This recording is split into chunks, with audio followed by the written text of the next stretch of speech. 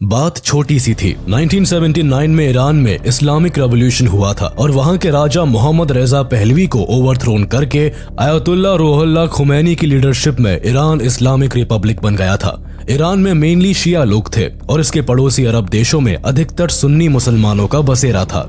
Iraq, Kuwait और Saudi अरब जैसे देश ईरान में हुए इस इस्लामिक रेवोल्यूशन से डर गए और सबने मिलकर ईरान पर धावा बोलने का फैसला लिया। ऐसे में इराक के प्रेसिडेंट सद्दाम हुसैन आगे बढ़े और उन्होंने बाकी के अरब देशों के सपोर्ट से ईरान के खिलाफ युद्ध छेड़ दिया। लेकिन ये युद्ध 8 सालों तक बिना किसी कंक्लूजन के चलता रहा और फाइनली यूएन के इंटरवेंशन के बाद 1988 में सीज फायर के साथ खत्म हुआ। 8 सालों तक चली इस लंबी वॉर में इराक को बड़ा फाइनेंशियल लॉस हुआ और इराक की इकोनॉमी तबाह हो गई। इस वॉर के कारण इराक के फॉरेन एक्सचेंज रिजर्व्स खत्म हो गए और करीब $40 बिलियन का फॉरेन डेट इराक पर चढ़ गया, जिसमें ज्यादातर डेट कुवैत और सऊदी अरेबिया ने इराक को दिया था। लेकिन कुछ समय बाद सिचुएशंस ऐसी बनी कि कल तक इराक के साथ खड़े रहने वाले कुवैत और सऊदी अरेबिया अब इराक को ही आंखें दिखाने लगे और अपने पैसों के लिए इराक पर प्रेशर बनाने लगे, जिस कारण जल्दी ही इराक और कुवैत के बीच जंग छिड़ गई। जंग भी ऐसी जिसमें 1-2 नहीं बल्कि 35 देशों ने मिलकर एक साथ इराक को खदेड़ दिया और यही से सद्दाम हुसैन के बुरे वक्त की शुरुआत भी हो गई। आखिर कौन था सद्दाम हुसैन? क्यों सद्दाम हुसैन के साथ खड़े रहने वाले कुवैत और सऊदी अरेबिया ने उसका साथ छोड़ दिया था? कैसे सद्दाम हुसैन के राज में इराक एक बड़े क्राइसिस का शिकार बन गया और कैसे सद्दाम हुसैन की एक छोटी सी गलती की वजह से पूरा इराक एक गहरे संकट में चला गया। 28 अप्रैल 1937 में तिकरीत में मौजूद अवजा नाम के गांव में सद्दाम हुसैन का जन्म हुआ। जन्म से पहले ही इनके पिता अब्दुल माजिद की कैंसर से मौत हो गई थी। वहीं दूसरी ओर मात्र 12 साल की उम्र में ही इनके बड़े भाई भी कैंसर की वजह से चल बसे थे। इन दोनों ही हादसों के दौरान सद्दाम हुसैन अपनी मां सुबहतुल्फा अल मुसल्लत के पेट में थे। अपने हालात से परेशान होकर इनकी मां ने अबॉर्शन करके सुसाइड करने की कोशिश की, लेकिन ये इस कोशिश में सक्सेसफुल नहीं रही। वहीं जब सद्दाम का जन्म हुआ तो इनके दिमाग से सुसाइड के सभी थॉट्स निकल गए और इनका मन बदल गया। हालांकि अभी भी खराब फाइनेंशियल कंडीशन के कारण ये अपने बच्चे को लंबे समय तक अपने पास रख नहीं पाई, जिस कारण उन्होंने सद्दाम को उसके मामा खैरल्लाह तल्फा को सौंप दिया। इनके मामा एक रिटायर्ड आर्मी ऑफिसर थे और तिकरित में इराकी नेशनलिस्ट पार्टी के लिए काम करते थे। लेकिन कुछ सालों बाद ही सद्दाम के मामा को इराक की प्रो ब्रिटिश गवर्नमेंट को कू करके ओवरथ्रो करने के आरोप में अरेस्ट कर जेल में डाल दिया गया। इसी कारण सद्दाम को वापस अपनी मां के पास जाना पड़ा। इन सब घटनाओं के बीच सद्दाम की मां ने दूसरी शादी इब्राहिम अल हसन से कर ली और इनके 3 बच्चे भी हुए। अपनी मां के पास रहते वक्त सद्दाम के सौतेले पिता ने सद्दाम को काफी टॉर्चर भी किया, जिसकी वजह से सद्दाम बचपन से ही एक अड़ियल और गुस्सेल प्रवृत्ति का व्यक्ति बनने लगा था।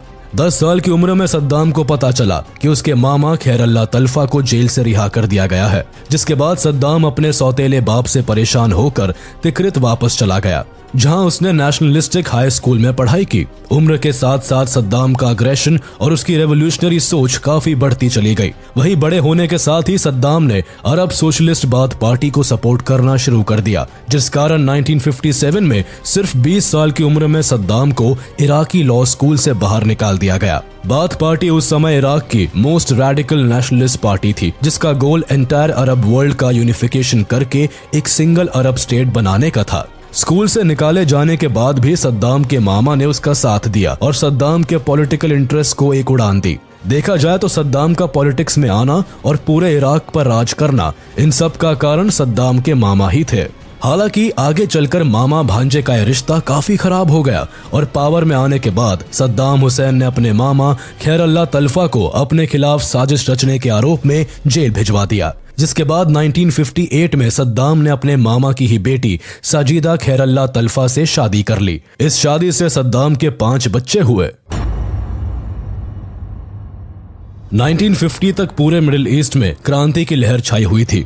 इस क्रांति में इराक भी शामिल था। इस समय इराक के सोशलिस्ट ने हाई रैंक पॉलिटिकल पर्सनालिटीज और एलीट क्लास के खिलाफ लोगों को खड़ा करना शुरू कर दिया था।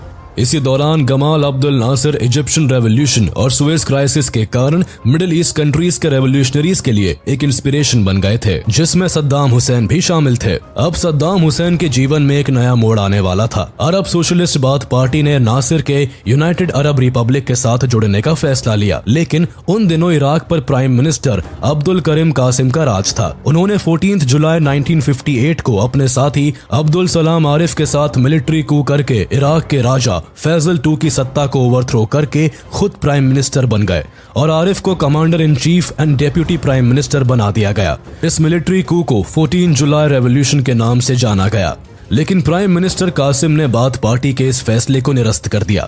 इसके बाद बाथ पार्टी में इस बात को लेकर मतभेद होने लगा, जिसके बाद कासिम इराकी कम्युनिस्ट पार्टी से मिल गए, जिसकी वजह से पार्टी के लोग कासिम के खिलाफ हो गए और इनके मर्डर का प्लान बनाने लगे।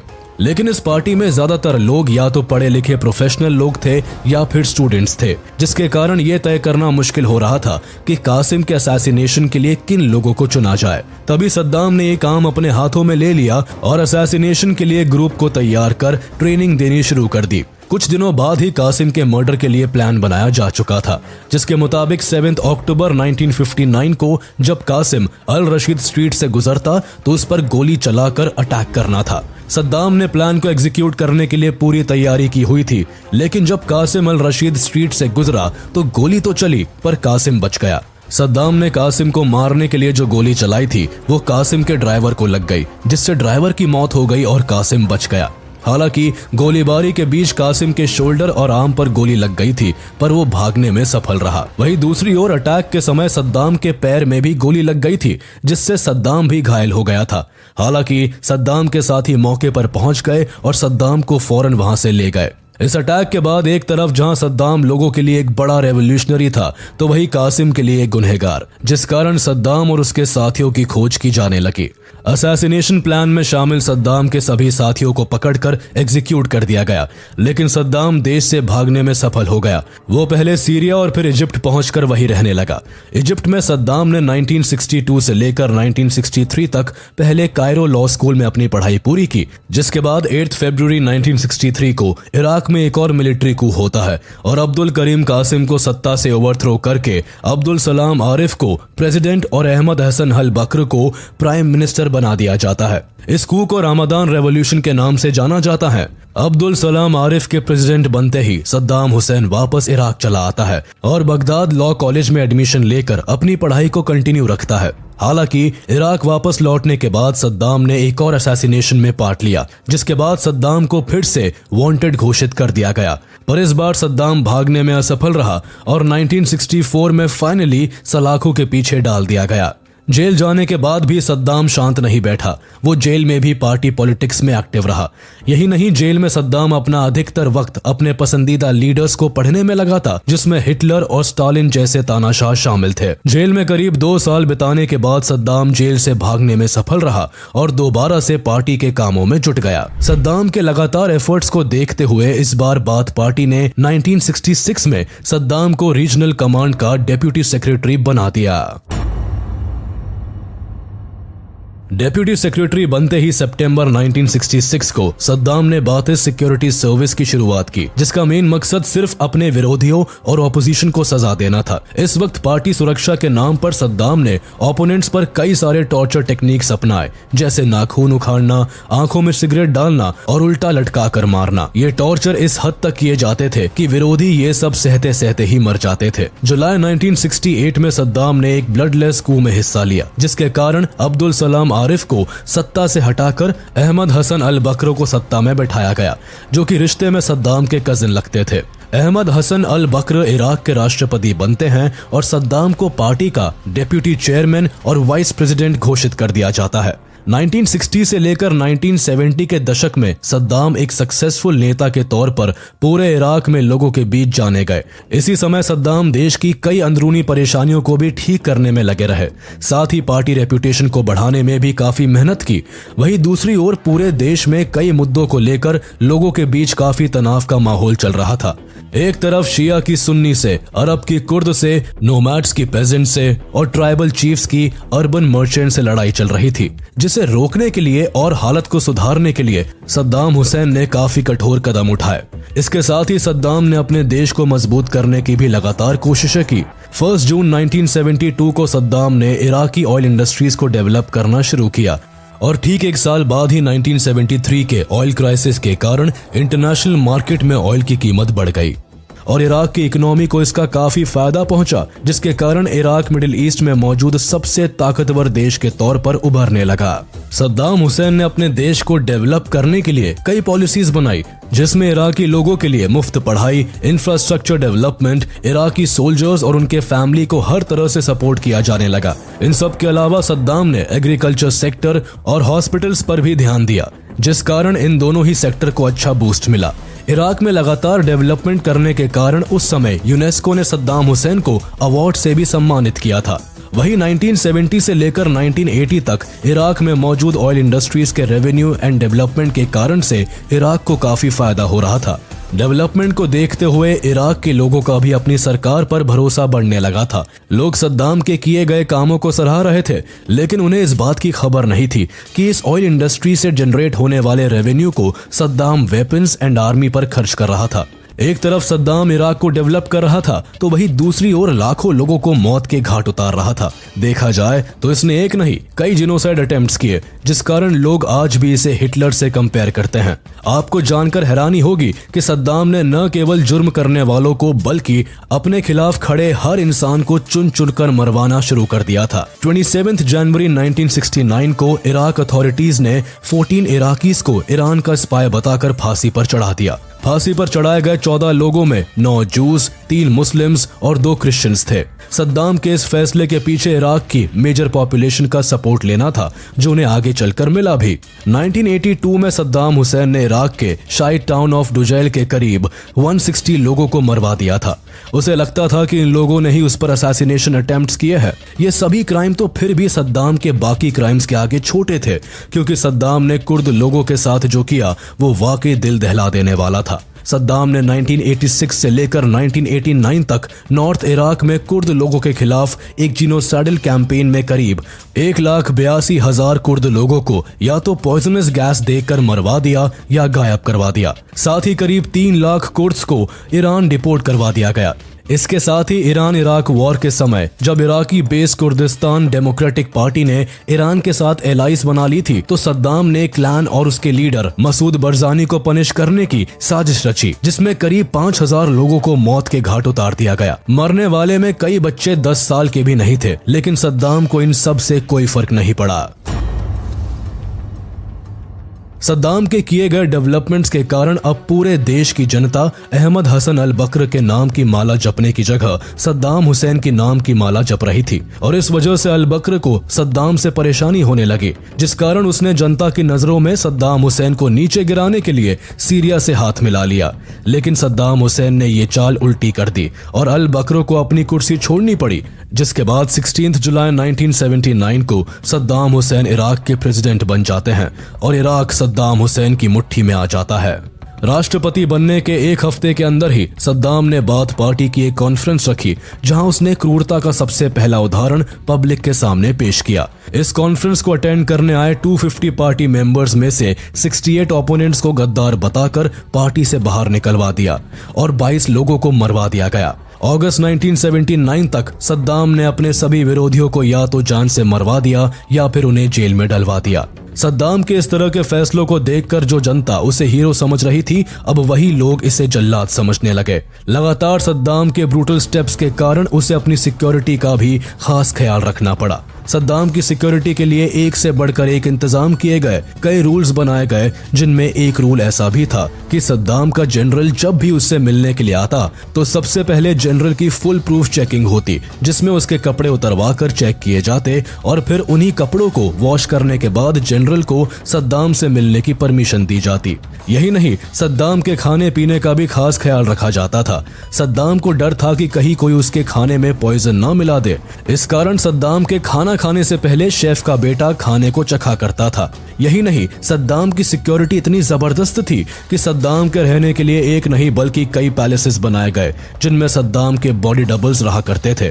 इन बॉडी डबल्स को भी सद्दाम की तरह ही स्पेशल ट्रीटमेंट दिया जाता था, जिससे कोई पता ना लगा सके कि असल में असली सद्दाम कौन है। 1979 वो वक्त था जब खाड़ी देशों में आपसी युद्ध की स्थिति बन गई थी। इन्हीं दिनों ईरान में हो रहे इस्लामिक रेवोल्यूशन की वजह से 25 साल से राज कर रहे वहां के राजा मोहम्मद रेजा पहलवी को अपनी कुर्सी छोड़नी पड़ी और अयतुल्ला रूहुल्लाह खुमैनी की लीडरशिप में ईरान इस्लामिक रिपब्लिक बन गया। ईरान में हुए इस इस्लामिक रेवोल्यूशन के कारण ईरान के पड़ोसी देश जैसे कुवैत, सऊदी अरेबिया और इराक डर गए, क्योंकि ईरान में शिया कम्युनिटी के लोग ज्यादा थे, जिनकी तादाद बाकी की अरब कंट्रीज में कम थी। इन कंट्रीज को ऐसा लगने लगा था कि इस रेवोल्यूशन के कारण उनके देश की शिया कम्युनिटी कहीं भड़क ना जाए और उनकी सत्ता खतरे में ना आ जाए। ऐसे में सद्दाम को कई देशों ने प्रोवोक किया, जिसमें सबसे आगे कुवैत और सऊदी अरेबिया खड़े थे। सद्दाम हुसैन को भी ऐसा लगने लगा था कि शायद वो ईरान पर हमला करके 1975 में अल्जियर्स एग्रीमेंट के कारण खोई हुई अपनी जमीन को वापस अपने कब्जे में कर सकता है। इसी सोच के साथ सद्दाम हुसैन ने कुवैत और सऊदी के सपोर्ट से ईरान पर हमला कर दिया। वॉर के शुरू होने के कुछ दिन पहले ही सद्दाम ने अपने देश की शिया कम्युनिटी के बड़े मिनिस्टर्स को मरवा दिया था, जिनसे उन्हें इस इस्लामिक रेवोल्यूशन में खतरा था। सद्दाम ने सोचा था कि अभी अभी हुए इस्लामिक रेवोल्यूशन से ईरान इतना मजबूत नहीं होगा कि वो इराकी सेना का मुकाबला कर सके, और इस वजह से इराक युद्ध आसानी से जीत जाएगा। इसके अलावा उन दिनों इराक विश्व की चौथी सबसे बड़ी सेना थी। शायद इसी वजह से सद्दाम हुसैन ने इराक में अपनी आसान जीत की उम्मीद लगा ली थी, लेकिन हुआ इसका उल्टा। अयतुल्ला रूहुल्लाह खुमैनी के कहने पर ईरान का हर एक व्यक्ति इस युद्ध में भाग लेने सड़कों पर उतर पड़ा। जिस युद्ध को सद्दाम ने कुछ हफ्तों की लड़ाई समझा था, वो अब खत्म होने का नाम ही नहीं ले रही थी। ईरान इराक की ये लड़ाई लगभग 8 सालों तक चली, जिसमें इराक को ईरान की 1 इंच जमीन भी नहीं मिली, बल्कि इराक पर करोड़ों का कर्जा हो गया। दरअसल जब इराक ने इस युद्ध की शुरुआत की थी, तब सऊदी और कुवैत ने खुले हाथों से इराक को कर्ज के रूप में मदद पहुंचाई थी। कर्ज लेते समय इराक ने यही सोचा था कि एक बार ईरान पर वॉर जीतने के बाद उनके पास पैसों की कोई कमी नहीं होगी, लेकिन जो हुआ उसने इराक में एक नई इकोनॉमिक क्राइसिस को जन्म दे दिया, जिसके बाद इराक को समझ आ गया कि वॉर को कंटिन्यू रखना उनके लिए पॉसिबल नहीं है। जिसके बाद इराक ने वॉर से अपने कदम पीछे ले लिए और इराक ने जो वॉर सितंबर 2, 1980 को शुरू किया था, वो फाइनली 20 अगस्त 1988 को पूरे 7 साल 11 महीनों के बाद सीज फायर के साथ खत्म हुआ। सद्दाम हुसैन इस वॉर को इसलिए भी नहीं जीत पाया क्योंकि ईरान के पास फोर्सेस के अलावा उस समय उनके लोग भी खड़े थे, जो इराक से किसी भी हाल में हार नहीं मान रहे थे। इस वॉर में अमेरिका भी इराक को वेपन्स प्रोवाइड करने में मदद कर रहा था। वहीं कुवैत और सऊदी अरेबिया इराक की जीत के लिए फाइनेंशियली सपोर्ट कर रहे थे। अब सालों चली इस लड़ाई में हर मुमकिन कोशिश करने के बाद भी रिजल्ट किसी के भी फेवर में नहीं आया और यूएन ने 20 अगस्त 1988 को दोनों ही देशों के बीच सीज फायर एग्रीमेंट करवाया। इस 8 सालों की वॉर में इराक को काफी नुकसान पहुंचा और लाखों मासूमों की जानें चली गई। यही नहीं, 16 मार्च 1988 को सद्दाम ने अपने ही देश के कुर्दिश मुसलमानों पर जहरीली गैस का इस्तेमाल करवाया, जिसका नतीजा ये निकला कि गैस के कारण करीब 10,000 के आसपास लोग मारे गए और जो बचे वो जिंदगी भर के लिए अपाहिज हो गए। सद्दाम के इस तरह के व्यवहार के कारण जब यूएन ने सद्दाम से सवाल जवाब किए तो अपनी सफाई में सद्दाम ने साफ कर दिया कि मारे गए सभी लोग इराक के खिलाफ ईरान के लिए जासूसी कर रहे थे, जिस कारण उन्हें ऐसा कदम उठाना पड़ा।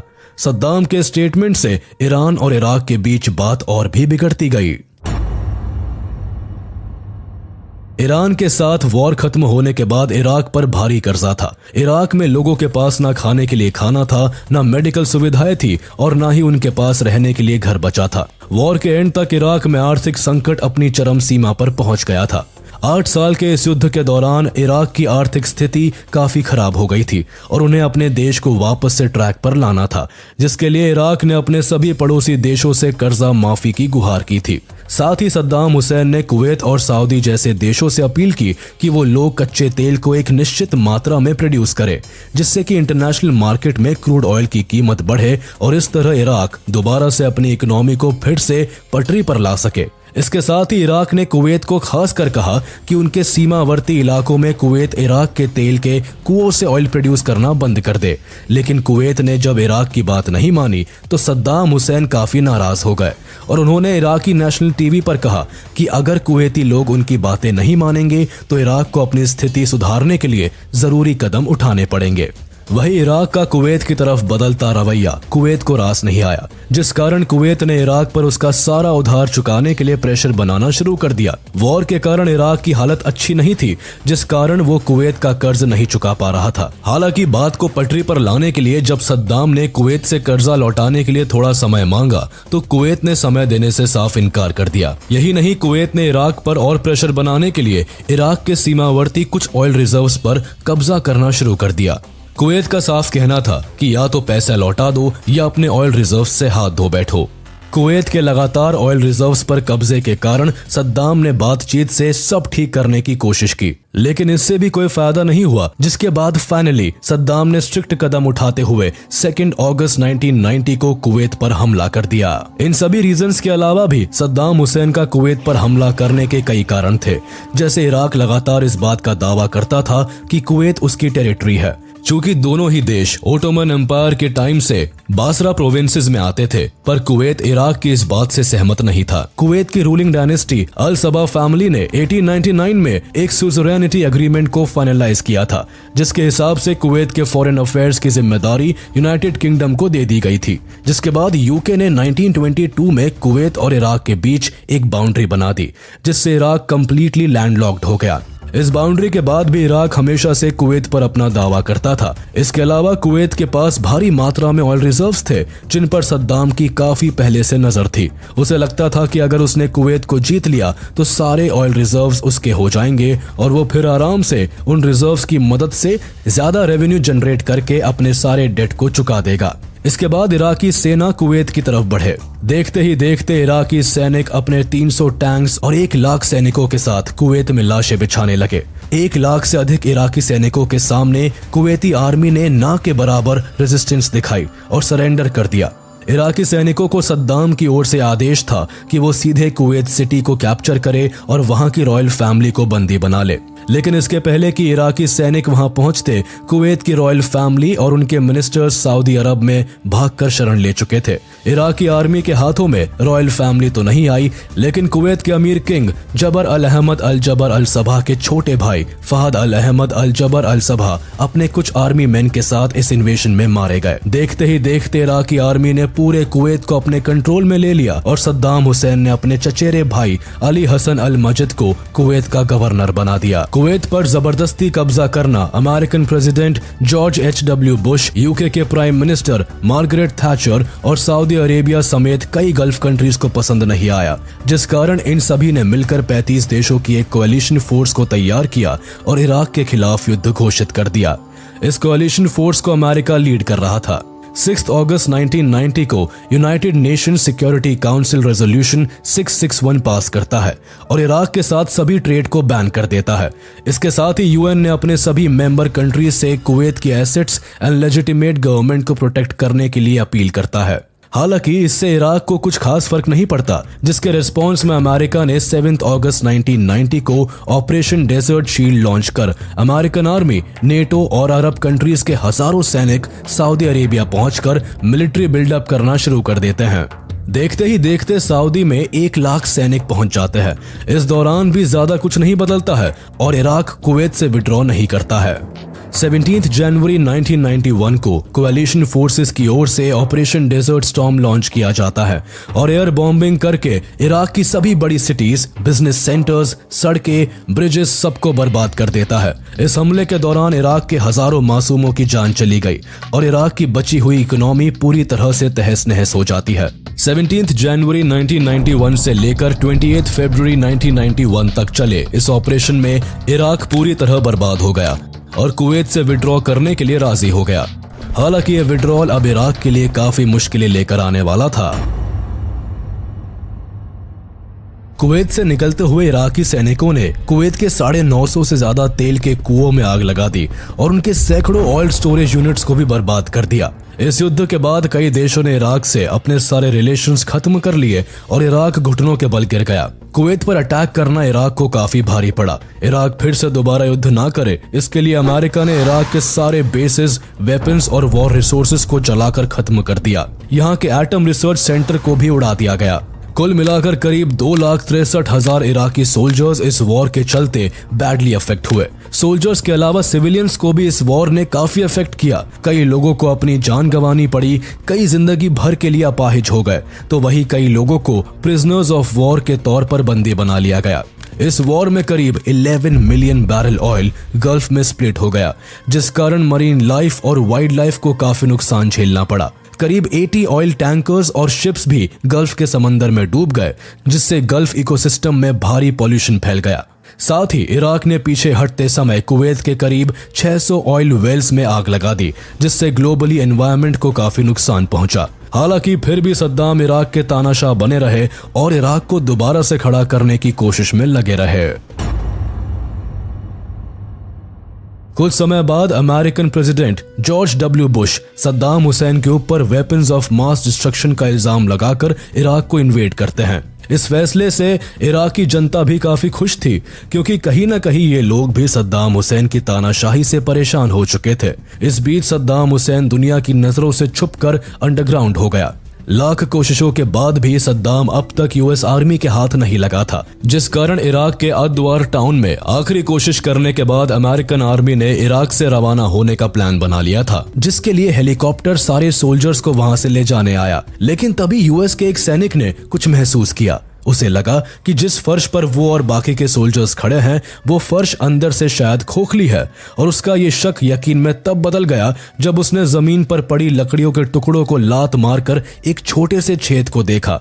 तो उसने पाया कि वो एक बंकर के ऊपर खड़ा है, जिसमें सद्दाम जैसी शक्ल का एक आदमी हाथ में बंदूक लेकर खड़ा है और उसका निशाना बाहर की ओर है।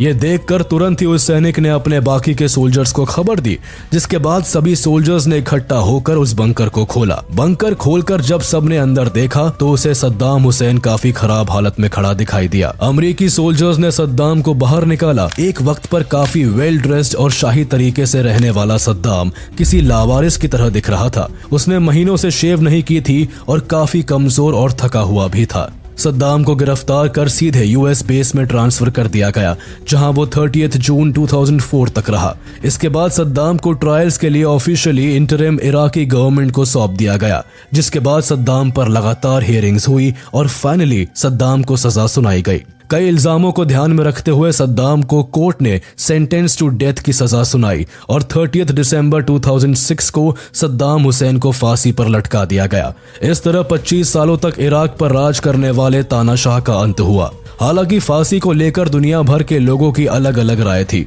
कोई सद्दाम को एक हीरो तो कोई विलेन के तौर पर देखता था। किसी के लिए सद्दाम का दुनिया से जाना एक खुशखबरी थी, तो कोई सद्दाम के न रहने का मातम मना रहा था। वैसे इराक की जनता की राय ली जाए तो उनके हिसाब से 1970 के टाइम पर सद्दाम हुसैन ने जो कुछ भी इराक और उसकी जनता के लिए किया वो यादगार है। सद्दाम ने इस समय इराक के डेवलपमेंट के लिए काफी मेहनत की, जिस कारण 1970 का समय इराक के लिए एक गोल्डन पीरियड था। लेकिन इसके बाद सद्दाम का जो रूप देखने को मिला वो खतरनाक था। कुल मिलाकर सद्दाम हुसैन को पावर की भूख ने गलत बना दिया था, वरना इराक के लोगों के अनुसार सद्दाम हुसैन कई मामलों में बाकी के आए हुए सभी राष्ट्रपति से बेहतर था।